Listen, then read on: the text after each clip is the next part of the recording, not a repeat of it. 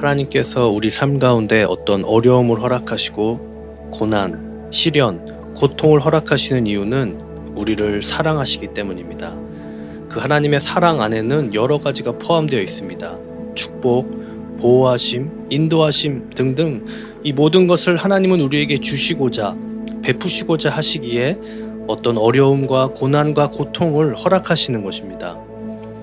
저의 학창시절로 돌아가 보면 제가 정말 잊을 수 없는 선생님 한 분이 계십니다. 미스터 맥퍼슨이라고 생물학 선생님이셨습니다. 이 선생님이 왜 기억에 남느냐면 이분은 왼쪽 팔에만 감각이 전혀 없으십니다. 다른 몸 부위는 다 정상이지만 왼쪽 팔 하나만큼은 선천적으로 그 어떤 감각, 그 어떤 고통을 느낄 수 없었습니다. 미스터 맥퍼슨은 고등학교 때는 이걸 마치 자신의 무기와도 같이 사용하셨다고 하셨는데요. 친구들과 내기를 자주 했다고 하셨습니다. 담뱃불을 가지고 손에 쥐지면서 누가 더 오래 참고 버티는지 내기를 하면서 이 돈도 적지 않게 친구들로부터 따냈다고 하셨습니다. 어느 누구도 이 선생님께는 상대가 되지 못했던 것이죠. 피부에 물론 손상이 가고 상처도 남고 피까지 나긴 하지만 그 어떤 고통도 느끼지 못하기 때문에 늘 내기에서 이겼다고 합니다.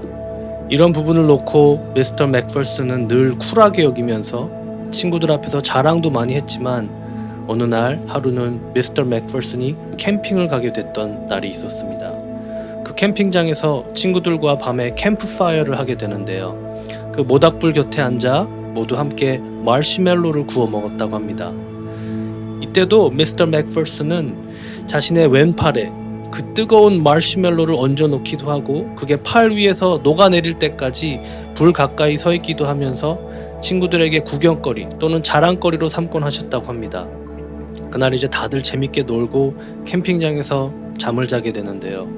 미스터 맥퍼슨은 자신의 왼팔에 이 마시멜로가 잔뜩 묻어 있는데도 그걸 깜빡하고 씻지 않고 잠을 자게 됩니다. 아마 그 끈적끈적함도 느끼지 못했기 때문이지 않을까 싶습니다. 그때 밤새 어떤 일이 벌어졌냐면 그 캠핑장에 있던 쥐 몇 마리가 밤새 그 왼팔을 갉아먹은 겁니다. 아침에 일어나 보니 슬리핑백은 온통 다 피투성이었고 바로 병원에 가서 응급치료를 받는 가운데 잘 보니 뼈까지 다 보였다고 합니다. 고통은 우리를 지켜주고 도와주는 하나님의 든든한 보호막과도 같습니다. 쉴드와도 같은 것이죠. 방패와도 같다는 것입니다.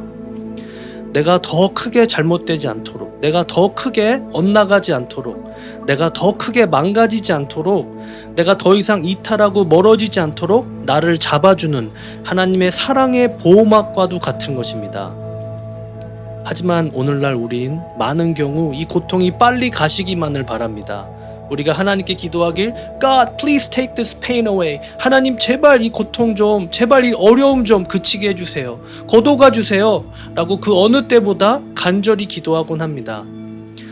저는 병원 치료나 약을 처방받는 것, 그 어느 것 하나 반대하지 않습니다. 하지만 우리가 고통을 대하는 데 있어서 고통이 가시기만을 바라는 마음에 즉각 조치를 취하는 데만 급급하다면 우린 그 고통의 메시지를 하나도 얻어가지 못하게 된다는 것입니다.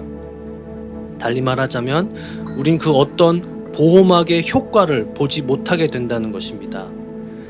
미스터 맥퍼슨의 왼팔에 약간의 감각이라도 살아있었다면, 즉 조금이라도 그 고통을 느낄 수 있었다면 바로 반응했을 겁니다. 잠에서 즉시 깨어났던, 가서 깨끗이 씻고 왔던, 쥐를 바로 쫓아냈던 그 어떤 액션을 취했을 것입니다. 고통은 우리로 하여금 움직이게 만듭니다. 우리로 하여금 반응하게 만들죠. 그 왼쪽 팔이 고통을 느꼈다면 뼈가 보일 때까지 쥐가 갉아먹지도 못했을 것이고 응급실까지 갈 필요도 없었을 겁니다. 내가 더 크게 잘못되지 않도록, 내가 더 크게 망가지지 않도록, 내가 더 큰 문제에 빠지지 않도록 나를 잡아주는, 나를 보호하는 하나님의 사랑의 쉴드, 보호막과도 같다는 것입니다. 하나님은 우리가 고통 앞에 바로 즉각 크게 반응하길 원하십니다.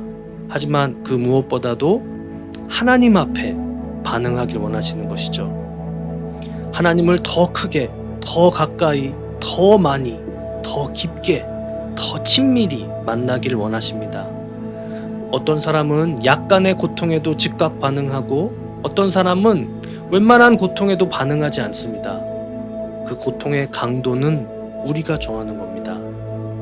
시편 119편 71절을 보시면 고난당한 것이 내게 유익이라 이로 말미암아 내가 주의 율례들을 배우게 되었나이다.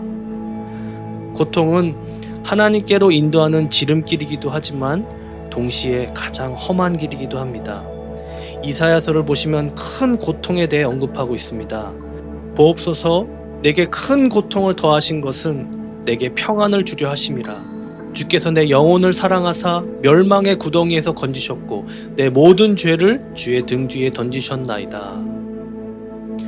우리가 하나님의 평안과 하나님의 사랑으로 들어가는 데 있어서 고통이 꼭 클 필요는 없습니다. 내가 정하는 겁니다. 미스터 맥퍼슨의 고통에 대한 민감도는 제로였습니다. 빵점이었죠. 그렇다면 여러분의 고통에 대한 민감도는 어떻게 되시나요? 누군 감기에만 걸려도 하나님을 찾고 삶의 모습들과 태도들을 재정비하기 시작합니다. 하지만 누군 교통사고는 나야만 하나님을 찾고 그제서야 자신의 신앙을 점검하기 시작합니다. 하나님을 우리가 여러 가지로 표현하긴 하지만 이런 표현이 있습니다. 나의 작은 신음에도 응답하시는 하나님. 그렇습니다. 문제는 내가 그 신음소리를 언제 내느냐인 것이죠. 제 어머니가 어릴 적 저와 제 동생에게 자주 하셨던 말씀이 있습니다. 엄마가 몇 번째 말하니? 이 말씀을 굉장히 자주 하셨어요. 저희 또 아버지도 자주 하셨던 말씀이 있는데요. 너 몇 대 맞아야 된다고 생각하니? 너가 몇 대인지 정해라. 이 말씀이었습니다. 우리는 하나님이 몇 번이나 말씀하셔야지, 또 얼마나 강하고 세게 말씀하셔야 반응하기 시작할까요? 고통은 여러 유형으로 찾아옵니다. 관계의 틀어짐에서도 찾아오고 건강으로도 찾아오고요. 재정적인 문제로도 찾아오며 자녀의 문제로도 찾아옵니다. 어떤 유형으로 찾아오던 우린 하나님 앞에 반응하면 됩니다. 오늘날 우리 모두에게 찾아온 고통은 코로나 바이러스입니다. 이것 또한 우리가 크고 민감하게 반응해야 합니다. 오라 우리가 여호와께로 돌아가자. 여호와께서 우리를 찢으셨으나 도로 낫게 하실 것이요 우리를 치셨으나 싸매어 주실 것임이라. 여호와께서 이틀 후에 우리를 살리시며 여호와께서 제3일에 우리를 일으키시리니 우리가 그 앞에서 살리라. 그러므로 우리가 여호와를 알자. 힘써 여호와를 알자. 그의 나오시면 새벽빛같이 일정하니 비와 같이 땅을 적시는 늦은 비와 같이 우리에게 임하시리라 하리라. 아멘.